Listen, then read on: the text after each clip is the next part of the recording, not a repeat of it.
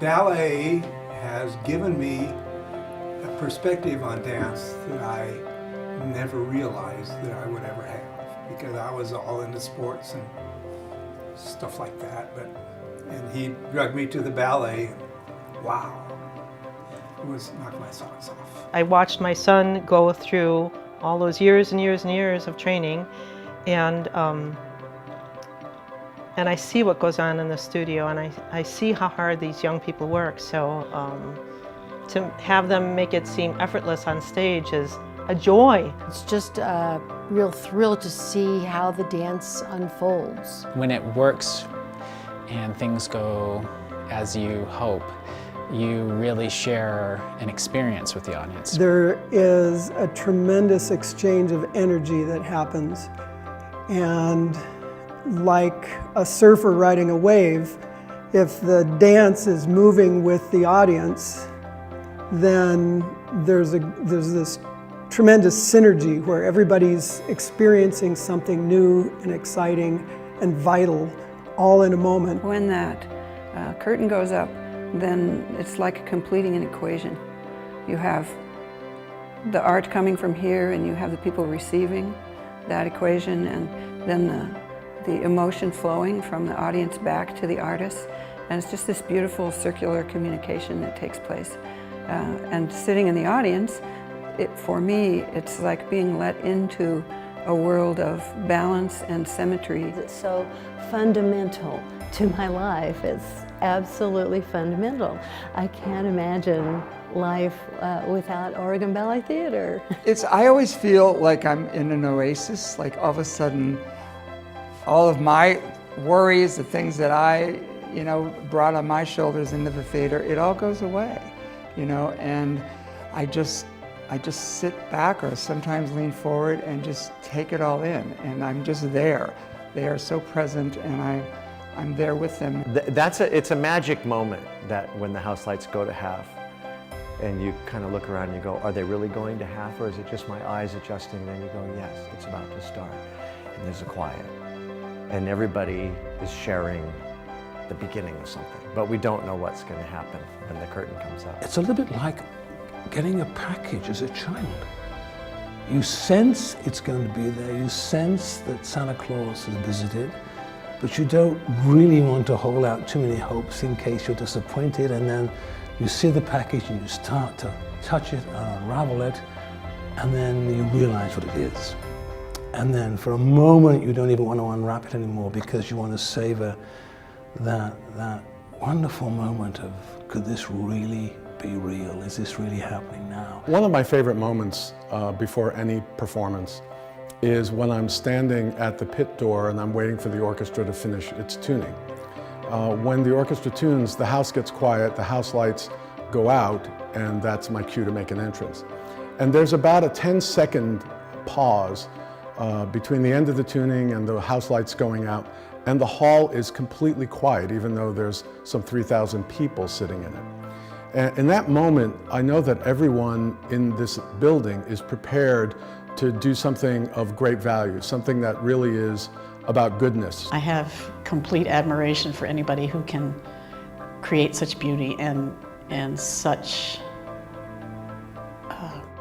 real communication through movement and expression of their bodies and the music. When I see the training, and it's the hard work, but it doesn't come across as hard work. It comes across as just total commitment and dedication of those dancers to whatever they're performing. I love Bolero. Bolero was outstanding. There have been so many over the years. I've been a season ticket holder for 25 years. The ballet was jungle, and it was colorful. The music, the dancers, how they gave you a sense of what the jungle would be like. Lush African rhythms along with this gorgeous chamber music and a harpsichord that makes a tin tin tin sound. And I'll just remember Artur Sultanov doing some acting, dramatic acting out there, and he was so just gesticulating all over the place. It just made me fall in love with all of the performers, him especially at that time, because he was so over-the-top theatrical, just like the movies were. And I loved it, and I loved the way the piece ended, where they all ran in and they got into the theater seats and they looked at us. When she was doing Swan Lake, I think her son is now about 6 years old, she was 4 months pregnant doing Swan Lake, and every time she would do a pirouette, I would think, oh, Allison, how do you do this? Every day your center of gravity is probably somewhere else. This intimate solo that I got to do, where I was just in my own little world, but included Thomas in it with his amazing, with his amazing piano playing. I had to try not to start bawling on stage. It's one of those, where you're so lost that you forget and you kind of lose your composure and get to feel what you need to feel that night. I moved to Oregon in 1999 and spent my first holiday season alone here, not really knowing anyone. And I had the opportunity to see the Nutcracker, and it brought back all these wonderful, great memories of my time as a kid growing up in Minnesota. The music, the dancing, the costumes, just the fantasy of the whole piece made me feel like I was around my family again. It was a really special moment. I prefer going to the rehearsals because you're watching them. You're watching the dancers learn a piece they've never learned, and sometimes you're watching a choreographer create a piece that is happening right before your eyes. Watching Yuka, dance, and becoming that swan, whether it's the white swan or the black swan, but she embodied those characteristics that being so wholeheartedly that you really felt that she was that swan, and that has always stuck with me. In Swan Lake, when it's actually on just the end of Act 2, when it's all of the swan was out there, and it just did it beautifully, just exquisite in unisons and formations that just left me with an impression that I'm actually looking at the swans, just not the dancers. The idea that all the artistic directors, James and Christopher and Kevin, have all given me a gracious, warm welcome to come in and draw rehearsals all these years is the basis of my wanting to go public with a genuine thank you, and how much I hope to continue this until I'm 102. I've seen children find a way of self-expression and a way of self-discipline, a way of being able to be present with who they are. Sometimes there are kids who don't find that any other way than through movement, and that's a huge gift to the community. To be in the theater when those kids are there is special all by itself.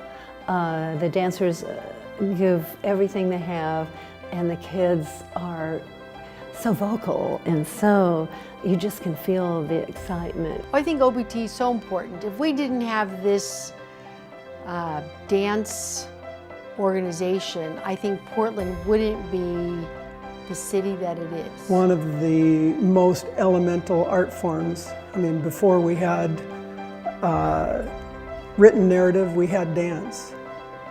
Dancing around the campfire, talking about how you gathered or gained something in the course of the day, relating your story, and that's the elemental nature of dance. And Oregon Ballet Theatre brings that in its most advanced form.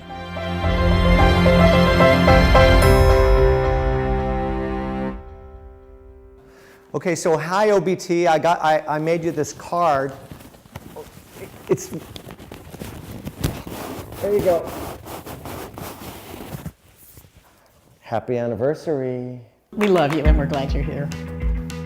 Happy anniversary, OBT. Happy 25th. Happy 25th anniversary, Oregon Ballet Theatre. Happy anniversary, OBT. Happy anniversary. It's been 25 great years of making music for you. Happy anniversary, Oregon Ballet Theatre. I hope you're registered somewhere because I have no idea what to get you.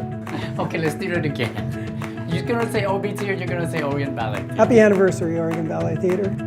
Happy anniversary, OBT. Happy anniversary, OBT. Happy 25th, OBT. Happy anniversary, OBT. Bravo. Congratulations, OBT, on your 25th anniversary. Congratulations on the 25th. Yeah, congratulations on 25th anniversary. It's well deserved. 25 years, yay! Happy anniversary, OBT. You're the best. 25 looks good on you. Happy anniversary, OBT, and many, many more.